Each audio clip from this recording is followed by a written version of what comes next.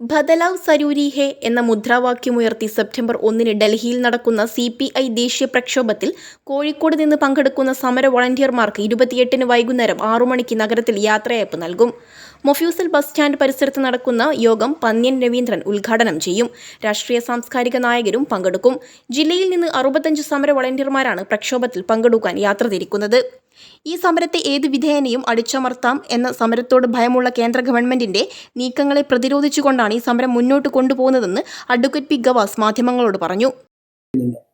ഈ സമരത്തെ ഏത് വിധേനയും അടിച്ചമർത്താം, ഏത് വിധേനയും ഇല്ലാതാക്കാം, അല്ലെങ്കിൽ സമരത്തിൽ ആളുകളുടെ പങ്കാളിത്തം കുറയ്ക്കാം എന്നെല്ലാമുള്ള കേന്ദ്ര ഗവൺമെന്റിന്റെ സമരങ്ങളോട് ഭയമുള്ള സമരങ്ങളെ വലിയ രൂപത്തിൽ അതിന്റെ പ്രതിരോധങ്ങളെയെല്ലാം ഭയക്കുന്ന ഒരു ഗവൺമെന്റിന്റെ അത്തരത്തിലുള്ള നീക്കങ്ങളെയെല്ലാം പ്രതിരോധിച്ചുകൊണ്ടാണ് വലിയ രൂപത്തിലുള്ള ഒരു ജനസഞ്ചയത്തെ ഡൽഹിയിൽ അണിനിരത്താൻ പാർട്ടി തീരുമാനിച്ചത്.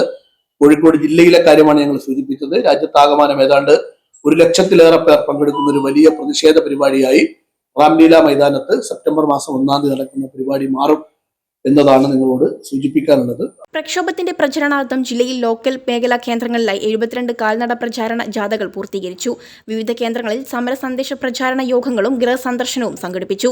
സെപ്റ്റംബർ 1 നടക്കുന്ന ദേശീയ പ്രക്ഷോഭത്തിന് ഐക്യദാർഢ്യം പ്രഖ്യാപിച്ച് 31 വൈകുന്നേരം പ്രാദേശിക കേന്ദ്രങ്ങളിൽ പ്രകടനങ്ങൾ നടക്കും. യാത്രയയപ്പ് യോഗത്തിന് മുന്നോടിയായി കോറനേഷൻ തിയേറ്റർ പരിസരത്ത് നിന്നും ആരംഭിക്കുന്ന പ്രകടനം പുതിയ ബസ് സ്റ്റാൻഡിൽ സമാപിക്കും. രാജ്യത്ത് കേന്ദ്ര സർക്കാരിനെതിരെ വ്യാപകമായ ജനകീയ കൂട്ടായ്മകൾ ഉയർന്നുവരികയാണ്. അത്തരം പ്രക്ഷോഭങ്ങൾ കൂട്ടിയിണക്കുന്ന ചാലകശക്തിയായി കമ്മ്യൂണിസ്റ്റ് പാർട്ടി മുൻപന്തിയിലുണ്ടാവുമെന്ന് CPI ജില്ലാ സെക്രട്ടറി അഡ്വക്കേറ്റ് പി ഗവാസ് മാധ്യമങ്ങളോട് പറഞ്ഞു. ന്യൂസ് ഡെസ്ക് മലബാർ ശബ്ദം. Hi Tamanna. This is so tough, yeah. Venda is I don't want. Venda is did it boil? Yay! അങ്ങനെ മലയാളം ഭാഷയും പഠിച്ചു. അപ്പൊ എങ്ങനെയാ കോഴിക്കോട് നിഷ്കയുടെ ഇനോഗ്രേഷന് പോകാൻ റെഡിയല്ലേ? ഇനി തമന്നയും മലയാളം പറയും. തമന്ന വരുന്നു കോഴിക്കോട് നിഷ്ക മൊമെന്റ് ജ്വല്ലറി.